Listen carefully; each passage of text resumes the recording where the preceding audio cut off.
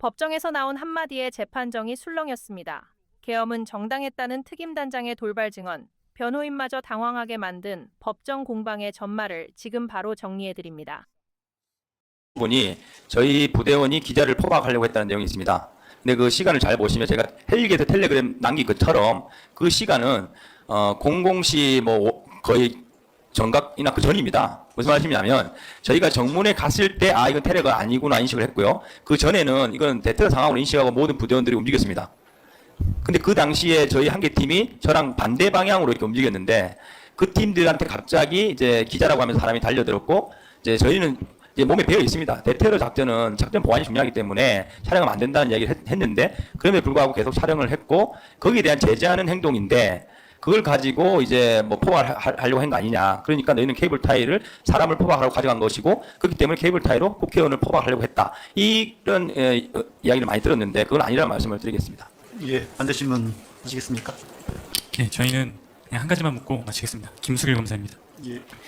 증인께서 그 테러 상황이 아니다라고 인식했던 시점은 국회에 도착해서 정문으로 갔을 때라고 말씀하셨는데, 네.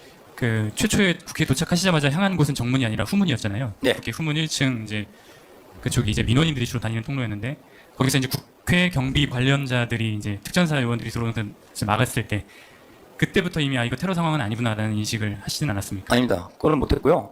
청문회에서는 봉쇄만 생각했습니다. 봉쇄만 생각했고 영상을 부분적으로 보여주시면서 마치 저희가 못 들어간 것처럼 하시지만 제가 갔을 때는 경비원이 한 명이 있었고 두 명이 뛰어나오고 있었고요. 저희는 병력이 30명이 됩니다. 그래서 저희 선임 지역대장하고 뭐 한두 명이 들어가서 안쪽 상황을 저희 시킨 건 아니고 자연스럽게 우리가 합니다. 안쪽 상황 확인하기 위해서 들어갔는데 뭐 나가는 식으로 해서 나온 것이지 저희가 뭐 경비원한테 밀려가지고 나온 건 전혀 아니고요. 그래서 자연스럽게 나왔기 때문에 그 당시 왜 들어갔냐면 그 문이 잠글 수 있는 문이 아니라 자동문이었습니다. 그래서 어떻게 잠그는 걸 확인하기 위한 목적이 있었고요. 그런데 이제 경비원들이 나와서 우리 나가라 해서 나왔고 보니까 자기들이 뭐 의자도 들고 안쪽에 맡길래 제가 야 그럼 잘 됐다. 이 봉쇄된 거니까 한 개 팀만 남기고 다른 데 옆으로 돌면서 봉쇄하자 이렇게 이동한 것이지 그때 이게 뭐 테러가 아니라고 인식할 수 있는 그런 건 아니었습니다. 그러니까 제 질문의 초점은 안 들어간 거냐 못 들어간 거냐에 맞춰 있는 게 아니라, 그러니까 이 상황이 우리가 예상했던 테러 상황이 아니구나라는 걸 그 무렵부터 인식할 수 있었을 것 같은데, 만약에 테러 상황이 발생했다면 그 국회 경비 관계자들이 군인들을 그렇게 배척할 이유는 없잖아요. 그러니까 말씀드린 대로 제가 텔레그램방에 남긴 또 마찬가지고 우리는 이제 실공치를 보냈기 때문에 이제 테러 상황 과정에서 이건 제가 지시를 하지 않더라도 모든 부대원들이 자동 인식합니다. 근데 그 테러 상황이라는 게 말씀드린 대로 내부에 어떤 인질극이 있다고 말씀하시는 그런 테러라면 당연히 그런 정보가 있다면 예를 들면 야 지금 안에 국회 안에 인질 사태가 있으니까 너희 가서 제압해 이렇게 갔다고 하면 후문에 갔을 때 아닌가 보다 인식했겠지만 저희가 말씀드린 대로 텔레그램 남긴 대로 이거는 그런 경우일 수도 있고 이미 외부에서 어떤 국회를 테러하기 위한 위협에 대한 첩보 그런 고급 첩보이기 때문에 우리 보냈을 가능성도 있기 때문에 봉쇄를 하고 외부에 들어오는 사람들을 막는 걸 기본적으로 생각한 겁니다. 그렇기 때문에 그런 관점에서 봤을 때 안에 있는 사람들은 알 수 없는 겁니다. 외부에 테러 세력이 올지 안 올지에 대한 거는. 그렇기 때문에 그 부분을 가지고 제가 이거 테러가 아니구나 인식하는 건 전혀 아니고요. 정문에 갔을 때 제가 이건 테러가 아닌 것 같다. 그것도 자의적인 판단을 했던 거지 후문에 하고 완전 다른 개념입니다. 네, 그러면 정문에 갔을 때 이건 테러 상황이 아니구나라고 판단했던 근거는 뭐였죠? 일단 사람들이 너무 많았고요. 예. 그래서 제가 말씀드린 대로 자의적인 판단이었다는 겁니다. 네. 제 경험을 바탕으로 이건 내부 테러는 내부의 어떤 인질극은 아니다. 그럼 외부에 뭔가 위협이 있어야 되는데 이것도 지금 보니까 아닌 것 같다. 자의적으로 판단한 것이고요. 그래서 제가 봉쇄만 하고 봉쇄하다 보면 추가 지시가 있겠구나, 추가 정보가 오겠구나 이런 인식으로 이제 봉쇄를 하기 위해서 이제 시민들을 밀고 이제 정문을 이제 봉쇄하려고 했던 겁니다. 네, 그 상황을 보고 직관적으로 그런 판단이 들었다는 말씀이신가요? 네. 네, 이상입니다. 제가 몇 가지 물어보겠습니다. 지금 국회 정문에 도착해서야 테러 상황이 아니었다는 취지로 그때 예, 자의적으로 판단했습니다. 예, 그때 인식하게 되었다는 취지인 것 같은데요. 그럼 왜 국회를 봉쇄하려고 했습니까? 봉쇄는 제 주어진 명시된 임무였습니다. 그 명시된 임무에 대한 목적이 무엇인지 생각하지 않았습니까? 자의적으로 뭐 생각을 해볼 수 있지만 우선적으로 주어진 임무이기 때문에 수행하는 과정에서 추가 지시가 올 수도 있다고 생각했고 수행하고 나면 봉쇄한 다음에 어떻게 하는 지시가 올 거라고 예측했습니다. 예. 국회 내부에 진입하려고 시도를 했는데요. 지금 피고인 입장에서는 봉쇄하려고 한 것이다라는 거잖아요. 정문에서 들어갈 여도는 없었고요. 영상을 보시면 알겠지만 일렬로 벽을 타면서 시민들 국회에 들어갔지 않습니까? 네. 예, 그래서 봉쇄하려고 한 방법 중에 이제 국회에 들어간 것 같은데 네. 봉쇄를 어떤 방법으로 하려고 했던 거예요? 봉쇄라는 것은 최초 계획한 것은 외곽에서 문을 다 잠그는 거였습니다. 예. 근데 정문에서는 이제 사람들을 밀어내고 인원으로 해서 이렇게 바리케이드 치듯이 막으려고 했는데 그게 안 됐기 때문에 안으로 들어가서 정문 안쪽에서 문을 장악하려고 했던 겁니다. 정문을 장악하기 위해서 그러면은 3층으로 가고 4층으로 가고 그랬던 거예요? 네, 그렇습니다. 그럼 내부 인원들은 어떻게 합니까? 거기에 대한 거는 저희 임무가 아닐 수도 있고요. 또 제가 그러면 정문에 문만 봉쇄하면 임무가 끝나는 건가요? 제가 명시된 과업은 그거였습니다. 봉쇄 후 확보하기 때문에 제가 이제 건물 봉쇄만 생각했고, 왜냐하면 저 들어간인은 아시다시피 물론 뭐 다 들어가려고 했지만 제한됐지만 뭐 10몇 명 들어가가지고 제가 뭐 거기 있는 사람들을 뭘 하려는 의도는 전혀 없었고요. 정문으로만 가서 문을 어떻게 해보려는 의도였습니다. 정문의 문을 봉쇄하는 것으로 목표를 달성할 거 생각했다. 예, 봉쇄하고 나면 지시하고 지시가 나면 있을 것이다. 내부의 인원들은 어떻게 할 것인지는 생각하지 못했다. 네, 그렇습니다. 그리고 저희가 그래서 예. 정문을 봉쇄하기 위해서 3층 가고 4층 가고 전기도 차단해보려고 노력했던 것이다. 그렇게 해석하면 됩니까?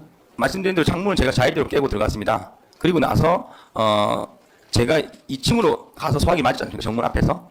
그 정문 앞에서 소화기 맞고 추가 지시나 통화가 없습니다. 제가 자의적으로 3층 가고 3층 가고 3층에서 그다음 사령관 전화를 받았기 때문에 그것만 보더라도 동선 자체가 정문을 가기 위한 동선이지 그 추가 지시 온 거는 3층에서 두 번째 소화기를 맞은 이후에 사령관 통화해서 사령관이 못 들어가겠냐.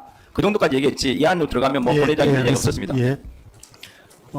피고인은 지금은 이제 곽정근이 피고인에게 국회에서 국회의원을 끌어내라고 지시한 적이 없다. 네. 하고 있고 있는데 계엄 이후 기자회견을 들어보면 약간은 그런 뉘앙스로 들리기도 해요. 직접적인 그런 표현을 쓰진 않았는데 150명이 되지 않았으므로 일단 막아봐라. 결국 막으라고 하는 거는 인원을 막으라는 취지로 보이기도 합니다. 네. 그 입장이 바뀐 건가요? 아니면은 제가 해석을 잘못한 건가요? 입장을 바뀐 건 아니고요. 저는 그 헌법재판소 증인 나가기 전까지 많은 국회의원들이 와서 대면 설명하라고 했을 때도 저만 안 갔습니다. 국민의힘 강선호 의원님 전 여단장하고 저를 불렀을 때도 저는 안 갔습니다. 예, 그 정도로 저는 제가 알고 있는 사실 그대로 보도해야 된다. 그래서 어떤 국회의원도 만나지 않겠다 하는 그 스탠스로 탄핵 증인까지 갔고요. 기자회견 할 때는 저는 부하들을 살려야 된다는 생각밖에 없었고 제가 준비한 입장문만 읽고 오는 계획이었습니다. 근데 기자들의 질문이 시작됐고 뭔가 하나 더 알려드려야 되겠다 이런 생각으로 말씀을 드렸는데 제가 당시에 12월 3일과 4일 새벽에 있었던 현장의 기억과 복귀했을 때 여러 루트로 듣는 정보들 어디 사령부가 어땠다 여단이 어땠다 이런 것들 그 언론에 나온 기사들 뭐 전부 다 내란이다, 다 감옥 가야 된다 이런 거 복합된 정보가 이제 섞여가지고 이제 제가 사후에 정리가 된 나름대로 그 당시 12월 9일 기자회견 당시 기억은 현장 기억과 이후 기억과 나와서 들은 여러 가지가 복합된 거기 때문에 제가 답을 할 때 계속 반복된 질문을 해왔고 그런 뉘앙스는 맞습니다. 나중에 보니까 국회의원 끌어내라고 한 것 같았기 때문에 그걸 답을 한 것이지 제가 현장에 12월 3일과 4일 새벽에 그 생각을 했던 건 아닙니다. 예. 정리하자면 12월 9일 기자들 인터뷰 과정에서 말했던 거는 기업이 혼선된 것이다. 네, 그렇습니다. 오케이. 예. 당시 기자회견을 비춰보면 피고인도 그렇고 마치 증인의 부하들도 피고인의 부하들도 국회에 진입하는 이런 명령을 수행한 것에 대해서 오히려 보면 피해자인 양 이렇게 부당한 계엄에 임무를 수행한 것에 대해서 억울한 양 이렇게 진술하고 있는 것처럼 보입니다. 그러나 최근 피고인의 행태를 보면 반대로 계엄은 정당하였고 우리의 임무는 정당하였다라는 취지로 입장이 바뀐 것 같기도 합니다. 그 이야기를 제가 많이 듣고 있습니다. 예. 12월 9일 당시에는 제가 비상계엄 이후 복귀한 다음에 누구도 만나지 않았고요. 혼자서 언론만 보면서 그리고 부대원들하고 일부 들린 소문으로만 대응을 했기 때문에 기자회견 간에 국방부 장관을 많이 원망했습니다. 왜 우리한테 이런 지시를 했을까 하면서 국방부 장관을 많이 원망했고 왜냐하면 그 전에 12월 6일 날 곽정사령관 유튜브 가고 할 때 12월 6일 아침하고 이렇게 곽정사령관 많이 이야기했지 않습니까? 곽사령관이 장관 원망을 많이 했기 때문에 저는 당연히 국방부 장관 때문에 지금 특전사가 이렇게 피해를 보고 있다 이런 인식 하에 그 기자회견을 했습니다. 근데 그 이후에 이제 국조특위라든지 이후 이제 조사를 받으면서 제가 언론에 나온 게 사실이 아니라는 생각을 했습니다. 언론에서는 어디까지 나왔냐면 제가 윤석열 대통령하고 매술을 먹었고 비상계엄을 위해서 골프를 쳤고 그리고 노들섬에 사진 훈련했고 국정원과 백령도에서 비상계엄 관련된 훈련했다 등등 그리고 전날 부대원들 대기시켰고 혈서를 쓰고 유서를 썼다는 식으로 수없이 많은 사전 준비를 했다는 그 프레임식이 위한 가짜뉴스 쏟아졌습니다. 그리고 이제 모든 부대원들을 다 내란으로 다 감옥 간다는 압박이 있었고요. 그렇게 좀 왜곡된 잘 모르는 정보를 가지고 제가 기자회견까지 갔고 그 이후에 시간이 가면서 많은 거를 이제 스스로 인식하게 됐습니다. 가장 큰 틀은 비상계엄이라는 것은 헌법에 보장된 대통령의 고유 권한입니다. 대통령이 전시 사변 이에 준하는 사태인데 이에 준하는 사태라는 것은 대통령이 단독으로 충분히 판단할 수 있는 권한입니다. 그렇기 때문에 제가 내란에 대해서 언급하지 않겠습니다. 이 비상계엄 부분은 분명히 대통령의 합법적이다고 저는 생각하고요.